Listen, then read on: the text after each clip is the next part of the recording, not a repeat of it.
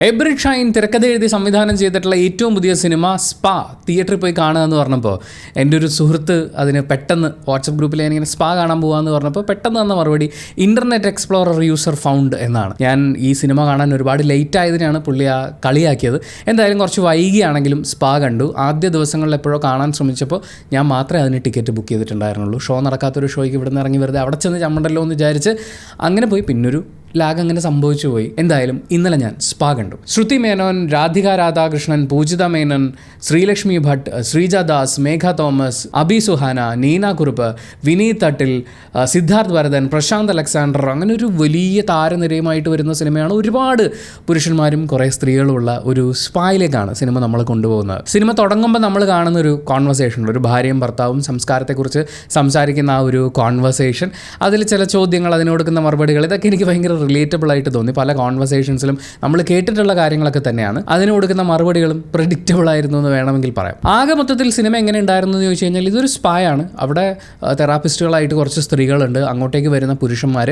അതിലൊരു വലിയ വിഭാഗം, ഓൾമോസ്റ്റ് എല്ലാവരും തന്നെ ഒരു ഹാപ്പി എൻഡിങ്ങിന് വേണ്ടിയിട്ടാണ് വരുന്നത്. ആ വാക്ക് അറിയാത്തവർക്ക് അത് റെഫർ ചെയ്യപ്പെടുന്നത് പുരുഷൻ്റെ ലൈംഗികമായ സംതൃപ്തി എന്ന് പറയുന്നതാണ് ഹാപ്പി എൻഡിങ് എന്ന് പറയുന്നത്. അവന് സാറ്റിസ്ഫാക്ഷൻ കിട്ടുന്നത് വരെയുള്ള ആ പ്രോസസ്സ്. ഈ സിനിമയിൽ നമ്മൾ വ്യത്യസ്ത പുരുഷന്മാരെ കാണുന്നുണ്ട്. എന്ന് വെച്ചാൽ ഒന്നിനൊന്ന് വ്യത്യസ്തമായിട്ടുള്ള ഡിഫറെൻറ്റ് പുരുഷന്മാർ.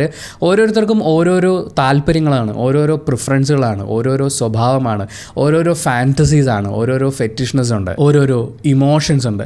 ഇതൊക്കെയും സാറ്റിസ്ഫൈ ചെയ്യപ്പെടുക എന്നുള്ളതാണ്. നമ്മൾ പലപ്പോഴും ഈ സെക്സ് എന്ന് പറയുന്ന ഒരു വാക്കിനെ കുറിച്ച് സംസാരിക്കുമ്പോൾ അത് സ്കൂളിൽ പഠിപ്പിക്കുമ്പോഴാണെങ്കിൽ 8ാം ക്ലാസ്സിൽ മറ്റേ റിപ്രൊഡക്ഷനെ കുറിച്ച് പറയുന്ന ഒരു ക്ലാസ് വന്നപ്പോൾ ബാക്ക് ബെഞ്ചിലിരുന്ന കുറേ ആളുകളൊക്കെ എന്നൊക്കെ പറഞ്ഞ് ചിരിച്ചിട്ടുണ്ടായിരുന്നു. അയ്യേ ഇതൊക്കെ പറയുമോ എന്ന് പറയുന്ന അതേ ആറ്റിറ്റ്യൂഡിൽ തന്നെ നിങ്ങൾ ഇപ്പോഴും സെക്സ് എന്ന് പറയുന്ന ഒരു വിഷയത്തെക്കുറിച്ച് സംസാരിക്കുമ്പോൾ ഇരിക്കുന്നയാളാണെങ്കിൽ ഇത് നിങ്ങൾക്ക് ചുമ്മാ ഊറിച്ചിരിക്കാൻ വേണ്ടി മാത്രമുള്ള കുറച്ച് കാര്യങ്ങളായിരിക്കും. ഇനി അതല്ല, ഇത് നമ്മുടെ സദാചാരത്തിനെ ബാധിക്കുന്ന വിഷയമാണ് എന്ന് മറ്റ് പല ആളുകളും പറയുന്ന പോലെ നിങ്ങളും പറഞ്ഞുകൊണ്ടിരുന്നാൽ നിങ്ങൾക്ക് ഇതിനെക്കുറിച്ച് ഒന്നും തന്നെ സംസാരിക്കാൻ പറ്റില്ല. എന്നാൽ അതേസമയം ഈ മസാജിനിടയിലെ മെസ്സേജുകൾ എന്ന് പറയുന്നത് പോലെ ഇതിനകത്ത് ചില കാര്യങ്ങളൊക്കെ ഉണ്ട്. ഞാൻ ഒരുപാട് ചിരിച്ചു, എനിക്ക് കുറച്ച് ചിന്തിക്കാനുണ്ടായിരുന്നു, പിന്നെയും കുറേ ചിരിച്ചു.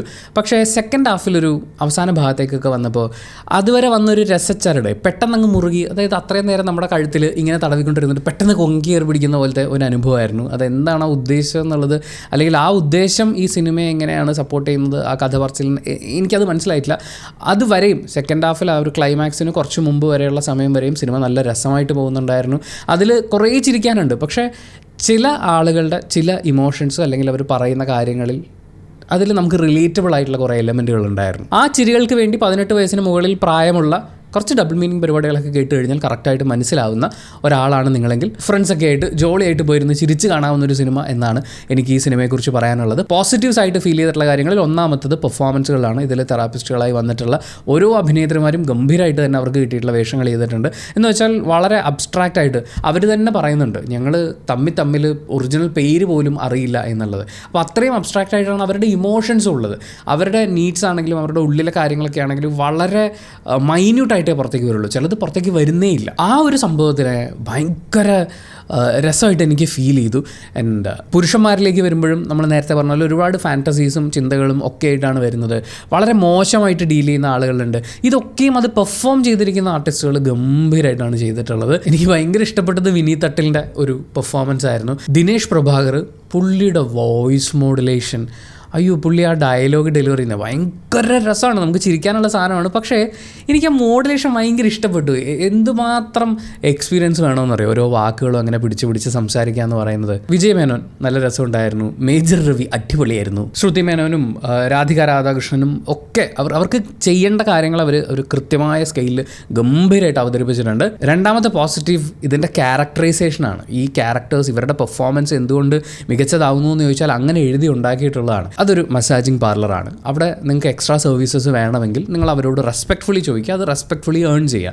അതിപ്പോൾ നിങ്ങൾ പണം കൊടുക്കുന്നുണ്ടെങ്കിലും ഇല്ലെങ്കിലും when it comes to sex respectfully earn ചെയ്യേണ്ടതാണ്. അല്ലാണ്ട് ഈ കണ്ടു കാണായ സിനിമയൊക്കെ വെച്ചുകൊണ്ട് ഞാൻ ഇങ്ങനെ ചോദിക്കടാ എന്നൊക്കെ പറഞ്ഞ് നല്ല ഇടി കിട്ടും, നല്ല കുത്ത് കിട്ടും എന്ന് പറയുന്ന പോലത്തെ ആ ഒരു സംഭവത്തിനെ നമ്മളിലേക്ക് എത്തിക്കുന്നുണ്ട്.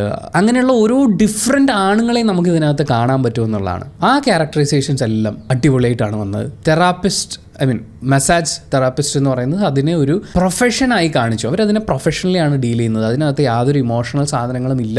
അങ്ങനെ ഡിറ്റാച്ച്ഡ് ആയിട്ട് നിന്ന് ചെയ്യാൻ പറ്റുമെന്ന് പറയുന്ന ഒരു കാര്യമുണ്ടല്ലോ. പലപ്പോഴും നമ്മൾ ഈ സിനിമകളൊക്കെ ഇങ്ങനെ കണ്ട് മസാജിങ് പാർലറിൽ ജോലി ചെയ്യുന്ന പെൺകുട്ടി, എനിക്ക് അവളെ രക്ഷിക്കണം, എനിക്ക് മുംബൈയിൽ ഏതെങ്കിലും ഒരു ബ്രോത്തലിൽ പോയി കഴിഞ്ഞാൽ എനിക്ക് അവിടുന്ന് ഒരു പെൺകുട്ടി രക്ഷിച്ചുകൊണ്ട് വരണമെന്ന് പറയുന്ന പോലെ നമ്മളെപ്പോഴും രക്ഷകൻ റോള് കളിക്കുകയാണല്ലോ. അപ്പോൾ ആ ഒരു രക്ഷകൻ കളി എന്ന് പറയുന്ന പോലത്തെ ആ സംഭവത്തിനെയും സിനിമ രസമായിട്ട് തന്നെ ഡീൽ ചെയ്യുന്നുണ്ട്. ആൻഡ് ദ നെക്സ്റ്റ് പോസിറ്റീവ് ഹ്യൂമറാണ്. അടിപൊളിയായിട്ട് ചെയ്തു വെച്ചിട്ടുണ്ട്. നമ്മുടെ ഉള്ളിൽ കിടക്കുന്ന കുറച്ച് പൊതുധാരണകളുണ്ടല്ലോ, സമൂഹം നമ്മളെ പഠിപ്പിച്ചതും സമൂഹം ഇങ്ങനെയായിരിക്കും വിചാരിക്കുന്നതും നമ്മൾ പ്രതീക്ഷിക്കുന്നതുമായിട്ടുള്ള കുറേ കാര്യങ്ങൾ. ഇതിൽ നിന്ന് രക്ഷ നേടാൻ വേണ്ടിയിട്ടൊക്കെ ഓരോ പുരുഷന്മാരും കാണിച്ചു കൂട്ടുന്ന പല കാര്യങ്ങളുണ്ട്. ആ കാര്യങ്ങളെ മുഴുവൻ വളരെ രസകരമായിട്ടൊരു കാരിക്കേച്ചർ സ്റ്റൈലിൽ നമ്മുടെ മുന്നിലേക്ക് എത്തിക്കുന്നു എന്നുള്ളതാണ്. ഇത് നമുക്ക് രണ്ട് രീതിയിൽ കാണാം. ഒരു സ്പാ, അങ്ങോട്ടേക്ക് ആണുങ്ങൾ വന്നുകൊണ്ടേയിരിക്കുന്നു, ഓരോ പരിപാടി കഴിയുമ്പോൾ ഓരോരുത്തരും തിരിച്ചു പോകുന്നു എന്ന് പറയുന്നത് അങ്ങനെ മാത്രം കാണാം. പക്ഷേ ഓരോ ക്യാരക്ടറും എന്താണ് ചെയ്യുന്നത്, ഏത് സ്കെയിലാണ് അത് പോയിക്കൊണ്ടിരിക്കുന്നത്, മറ്റേ ആളോട് എങ്ങനെയാണ് ഡീൽ ചെയ്യുന്നത് എന്ന് പറയുന്ന ആ ഒരു പെർസ്പെക്റ്റീവിൽ നമ്മൾ ഇതിനെ നോക്കി കണ്ടു കഴിഞ്ഞാൽ നമുക്ക് പല ആളുകളെ, നമ്മുടെ ചുറ്റും കാണുന്ന ഓരോ ആൾക്കാരെയും നമുക്ക് കാണാൻ പറ്റും. ചില ഇമോഷൻസും ചില സീക്വൻസുകളൊക്കെ നമുക്ക് റിലേറ്റബിൾ ആണ്. അപ്പോൾ ആ സിറ്റുവേഷൻ ഹ്യൂമർ ചേർത്ത് ഗംഭീരമായിട്ട് അവതരിപ്പിക്കുന്നുണ്ട്. മ്യൂസിക് പരിപാടികളൊക്കെ എനിക്ക് രസമായിട്ട് തോന്നി. പ്രത്യേകിച്ച് ആ ഒരു പഴയകാല പാട്ട്, വിനീത് തട്ടിൽ അവതരിപ്പിക്കുന്ന കഥാപാത്രം, പുള്ളി കുറച്ച് പഴയ കാലഘട്ടത്തിലെ സിനിമകളൊക്കെ കണ്ട് വളർന്നിട്ടുള്ള ഒരാളാണ്. അങ്ങനെ ഒരാൾ ഇങ്ങനൊരു സിറ്റുവേഷനിൽ ഇമാജിൻ ചെയ്യുമ്പോൾ ആ പാട്ട് ഇങ്ങനെ വരുള്ളൂ. അത് ഭയങ്കര രസമായിട്ട് വന്നിട്ടുണ്ട്. ആൻഡ് ബാക്ക്ഗ്രൗണ്ട് സ്കോർ അടിപൊളിയായിരുന്നു. ഇതിൻ്റെ മ്യൂസിക് ചെയ്തിട്ടുള്ളത് ഇഷാൻ ജബ്രയാണ്. DOP സ്വരൂപ് ഫിലിപ്പും എഡിറ്റർ മനോജുമാണ്. അതാണ് അടുത്ത പോസിറ്റീവ് ഘടകമായിട്ട് എനിക്ക് ഫീൽ ചെയ്തത്. ഒരു സ്പായുടെ റിസപ്ഷനും അവരുടെ തെറാപ്പി റൂംസും മാത്രമാണ് നമ്മൾ കാണുന്നത്. ഇത് തന്നെ തിരിച്ചു മറിച്ചും കണ്ടുകൊണ്ടിരിക്കുകയാണ്.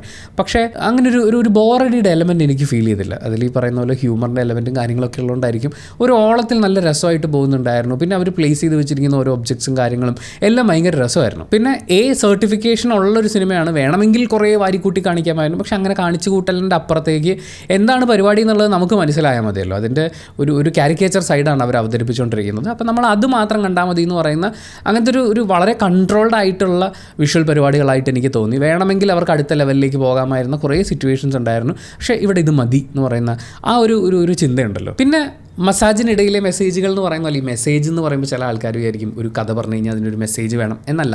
ആ ക്രിയേറ്റർ, ഇപ്പോൾ ഡാൻസ് ആയാലും പാട്ടായാലും സിനിമയായാലും, ആ ക്രിയേറ്റർ അത് ചെയ്തു വെച്ചിരിക്കുന്നത് അയാളൊരു എക്സ്പ്രഷൻ നടത്തുകയാണ്. അയാളുടെ ഉള്ളിലുള്ള ചിലപ്പോൾ ഇമോഷൻസ് ആയിരിക്കാം, അല്ലെങ്കിൽ തോന്നലുകളായിരിക്കാം, അതിനെ എക്സ്പ്രസ് ചെയ്യാണ്. അതിനെ കാണുന്ന ഒരു പ്രേക്ഷകന് എന്താണ് അതിൽ നിന്ന് കിട്ടുന്നത് എന്നുള്ളതാണ് ഞാൻ മെസ്സേജ് കൊണ്ട് ഉദ്ദേശിക്കുന്നത്. നമ്മളെപ്പോഴും ടൈം ഫ്രീഡത്തിനെ കുറിച്ച് സംസാരിക്കും, നമ്മൾ ഫിനാൻഷ്യൽ ഫ്രീഡത്തെക്കുറിച്ച് സംസാരിക്കും, ലൈഫിൽ എല്ലാത്തരം സ്വാതന്ത്ര്യങ്ങളെക്കുറിച്ച് സംസാരിക്കും. പക്ഷേ ലൈംഗിക സ്വാതന്ത്ര്യത്തിനെ കുറിച്ച് നമ്മൾ സംസാരിക്കില്ല. ഈ വാക്ക് പറയുമ്പോൾ ലൈംഗികത എന്ന് പറയുമ്പോഴേ ആൾക്കാർ ആലോചിച്ച് പല വഴിക്കൊക്കെ പോകും. പക്ഷേ ലൈംഗിക സ്വാതന്ത്ര്യം എന്ന് പറഞ്ഞാൽ ഞാൻ ഉദ്ദേശിക്കുന്നത് are you free to express. Even നിങ്ങളുടെ പങ്കാളിയോട് പോലും എന്തൊക്കെയാണ് ഞാനിതിൽ ആഗ്രഹിക്കുന്നത്, എനിക്ക് എന്തൊക്കെയാണ് വേണ്ടതെന്നുള്ളത്, are you free to express and are you open to accept, അല്ലെങ്കിൽ are you open to listening the other person when it comes to sex എന്ന് പറയുന്ന ഒരു ചോദ്യമുണ്ട്. അങ്ങനെ സംഭവിക്കുമ്പോഴല്ലേ നമ്മൾ സെക്ഷുവലി ഫ്രീ ആവുന്നത്.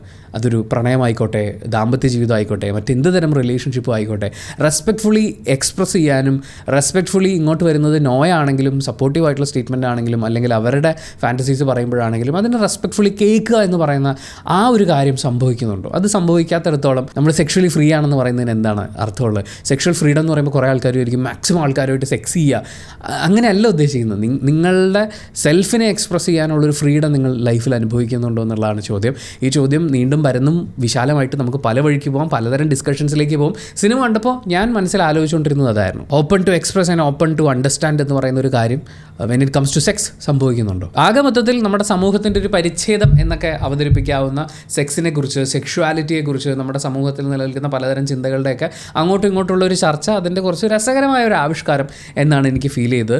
നമുക്കിത് കാണുന്ന സമയത്ത് ചുമ്മാ കണ്ടുവിടാം. പക്ഷേ എബ്രിഷൈൻ്റെ ഒരു പടത്തിനകത്ത് നമുക്കിങ്ങനെ ആലോചിച്ചിരിക്കാനുള്ള കുറച്ച് ഗാനങ്ങൾ ഉണ്ടാവും എന്ന് പറഞ്ഞാൽ ഇതിനകത്തും കുറച്ച് ആലോചിച്ചിരിക്കാനുണ്ട്.